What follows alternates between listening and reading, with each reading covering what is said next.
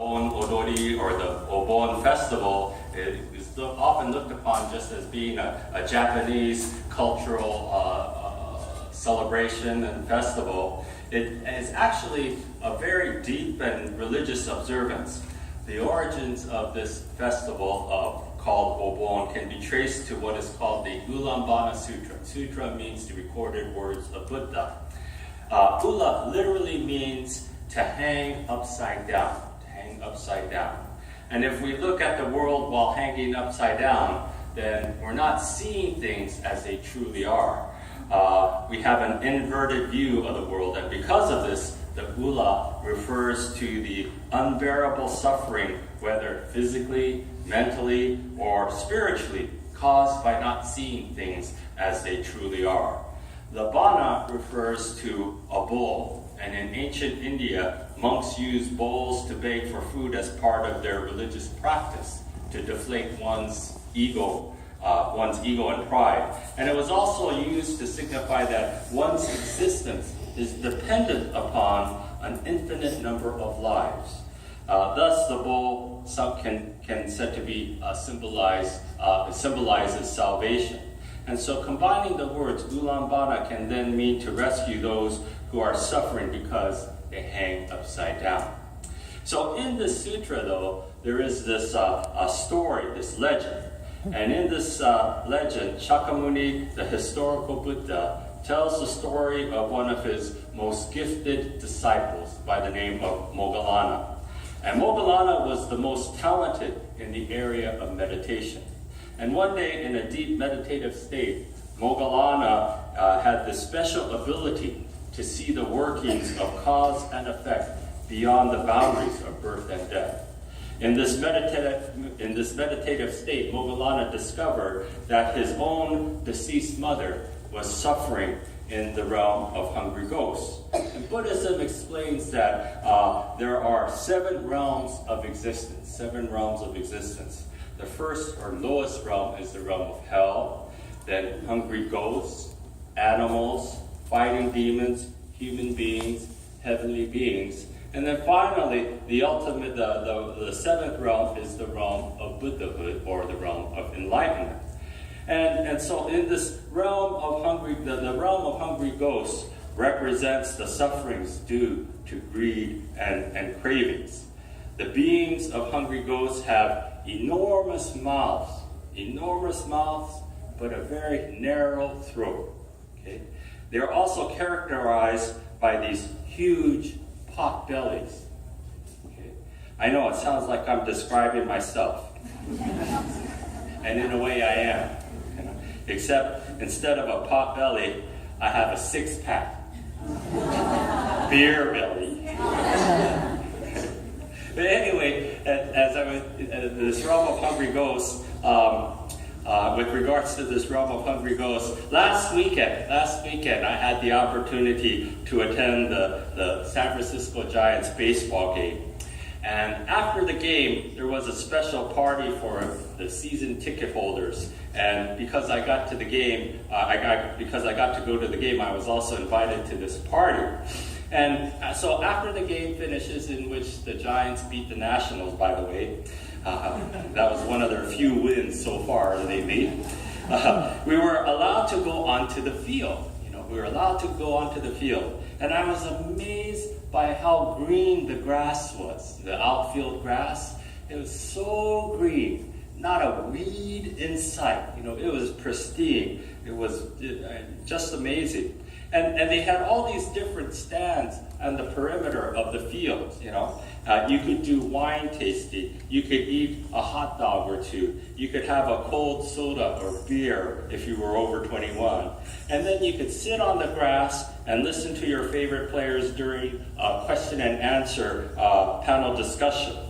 So this was the first time that I ever been to one of these functions. And my son and I were enthralled by the whole experience. And we both noticed that as soon as we were allowed to go onto the field, almost everyone rushed to these 2 areas where all these cardboard boxes were stacked up along the right and left field foul lines. And since we didn't want to deal with the crowd, we decided to go to the areas that were less crowded.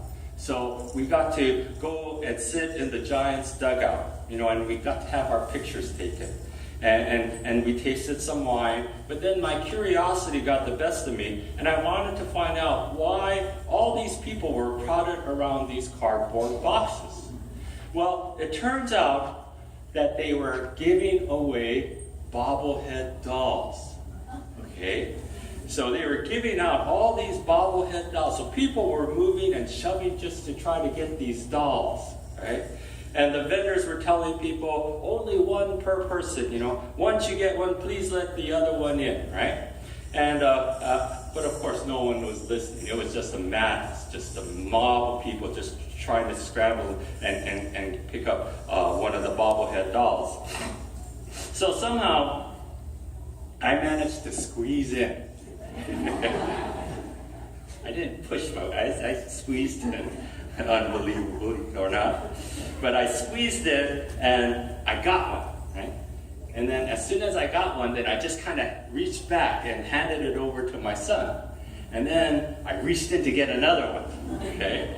And so then we both had, dolls, and so we said, oh, that's pretty good. And so, we both looked at the dolls that we received, and they were Brandon Crawford, right? So this was on the left field line. So then I said, I wonder what they're giving away on the right field line, right? So I rushed over there, again, the vendors are trying to say, single line, please, and I'm thinking, yeah, right, you have this massive mob in there. And so, as I got up toward the front, and just as I was about to get another bobblehead doll, the vendor said, sir, you already have one. I said, yeah, but I want another one. All right? That's being a hungry ghost. That's being a hungry ghost. And if you want to find out what happened to my bobbleheads that I got that night, you can go to the silent auction building and you can bid on them. Okay? They're over there, so make sure you get over there before they close. Bid double. Okay? And now that you know the story of how they got here. Okay? But anyway, let's get back to the story. Moggallana was moved with his great compassionate heart and again used his extraordinary powers to fill a bowl with rice and food for his mother to eat. And again, remember, the beings of the hungry ghosts, they have these big mouths, little throats, right? And to make it worse, as soon as they put something up to their mouth to eat, the food burst into flames, okay, turning to ash. So finding himself helpless, Moggallana ran to seek advice from the Buddha. And Moggallana asked the Buddha, why is she in such torment and suffering? And the Buddha explained to Moggallana that although his mother appeared to be kind and generous and devoted to her own child, in reality, she did so forsaking all other people who were in need. She only did things for her child, no one else. She didn't think of anyone else that was in need. And as a result, she had to pay for the consequences of her past actions by suffering in the realm of the hungry ghosts. Moggallana then asked, well, how can I help my mother then? And the Buddha told Moggallana to make offerings in a bowl containing rice, fruit, and other delicacies to the monks who were finishing their retreat. And after making these offerings then, his mother was immediately freed from her suffering, as well as 7 generations of ancestors. And Moggallana was so grateful that he clapped his hands and danced for joy. This is said to be the beginning of the Obon Odori, the Obon dancing. The Jodo Shinshu Buddhist tradition, this tale was translated into China and was combined with the Taoist observance of a midsummer lantern festival offering food and lights to the spirits of the earth for a bountiful harvest. And this tradition was then carried to Japan and was combined with outdoor dancing, and the welcoming and sending off lanterns were lit for the spirits of one's ancestors. But in our tradition of Buddhism called Jodo Shinshu, we don't look upon Obon as the time when the souls or spirits of our ancestors return, and that services, offerings, dancing, and lanterns are for the benefit of one's past relatives. In actuality, our ancestors, our parents, and loved ones never leave us. They have never left.